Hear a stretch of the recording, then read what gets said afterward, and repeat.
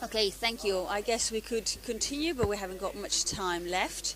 So this exercise was just aimed at showing that in a territory between Ferrara, Parma and Luzzara, it's not far from Viadana, there's a variety of different scenarios in these three different places. So if we analyze the municipality and what it implies, that is the administration, but then there's an ethnological substrate, and then there's the autochthon of the people who are already living there, with the phenomenon of immigration, an ethnological sort of stratum developed. It can be very varied, very heterogeneous. It could be recent or mature, different cultures. It could be linked to looking for a job, or maybe because of wanting to be reunited with your family. When we talked about skilled and unskilled work, so there's a huge variety of factors. And here too, you can see that there are all these variables, many factors linked to the municipality, like the level of integration already obtained, number of inhabitants, political context, the willingness to commit, the historical experience of immigration, and of course also the infrastructural resources.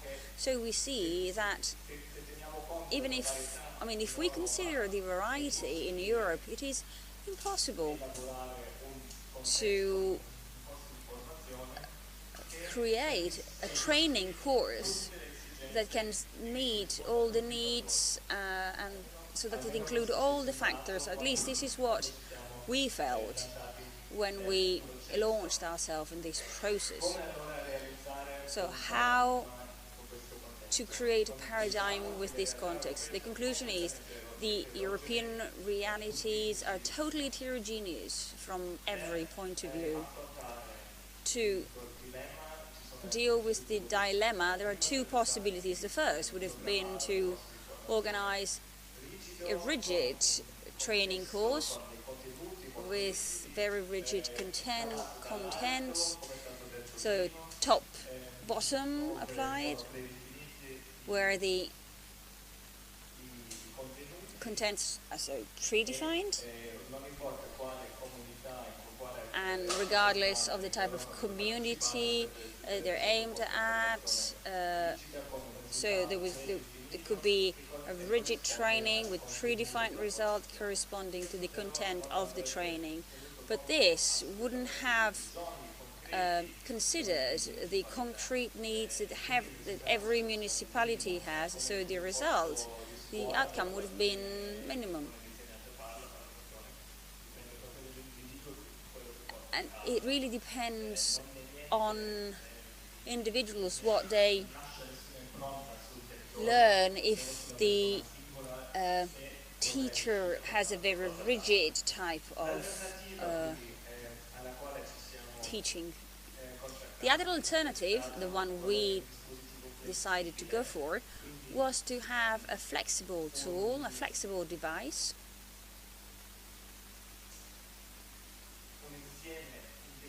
so an integrated group of practices and actions that is suitable for the adapts to the different situations. I am sorry, I've written this presentation with a different program, and so it's not very suitable. So we have different municipalities, but with flexible training you get to individual results that correspond to the needs of the specific reality. So we have individual specific results that correspond to individual needs. And in this case, and it is Viadana case, the result has just been illustrated by Mr. Agliani, Mrs. Adinolfi and Mrs. Culpo. So the Intercultural Center is the result. So according to the different factors you start from, the result may be very different. The tool is this. At the end of the process, at the end of this training and research project, this is the result, this is the outcome, the handbook you'll have in your hands. And I'd like to briefly tell you about it, and I've been told to be brief. If we have a look at the index, you can see that it's been structured in 3 phases: identification of preconditions and definition of the initiative. This, of course, is necessary. So, before administering a therapy, a diagnosis is needed. So first the needs have to be analyzed to then be able to get to a concrete program. Second phase is a result of the first one, is a training curriculum, so the actual training. And the third phase is sort of what the representative from the Bicocca University talked about. The participants sort of overcame the trainers. So those who were the subjects of the training become actors. They take the project in their hands to create something sustainable, something that may go on living, and this is an individual concrete result. This handbook is a masterpiece of my neighbor here, Mr. Andrea Verani, together with Elisa Tini.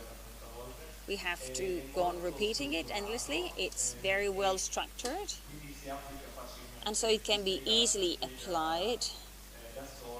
It is self-explicatory. The chapters are always structured in the same way. So there are expected results, and then the procedure, the concrete procedure is illustrated, and then methodological issues are provided, what to respect in every phase, and then materials and tools are provided. So examples that we have provided and encountered during our path. There's often a reference to the internet page that illustrates more in detail what was done in Viadana, which may be transformed. And then we have examples of outcomes, the outcomes that we achieved. And often there's then a list of key concepts that are fundamental. Okay, some images. There are slides. We've integrated some flow charts, and to illustrate them better, we referred to presentations. You can find the materials and tools, for instance, 10, 12 sheets can be easily copied, and they can be adapted to the local reality, and they can be used for the course wherever it will take place. And then finally an example that I think has been very significant.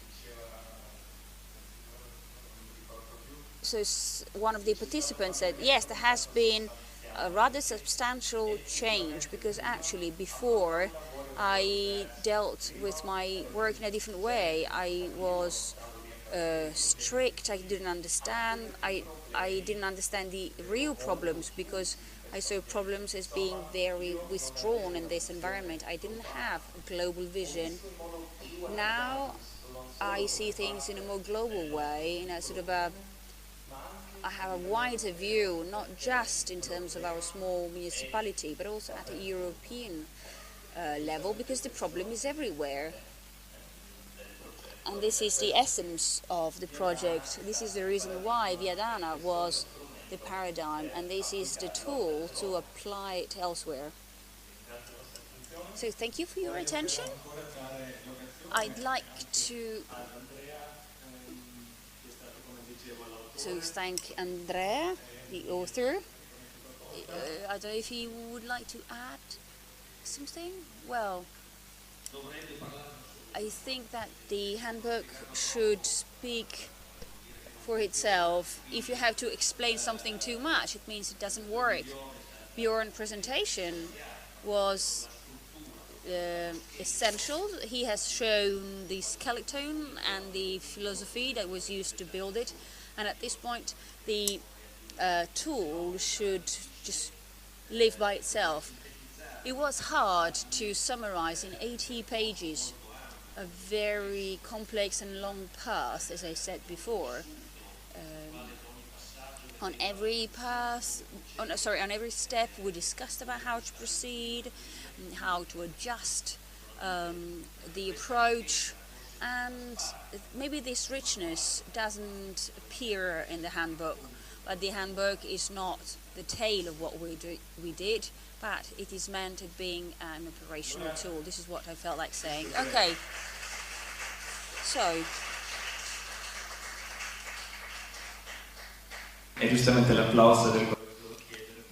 and that's what I was going to ask, to clap your hands for the work and for the speakers that have contributed to today's meeting.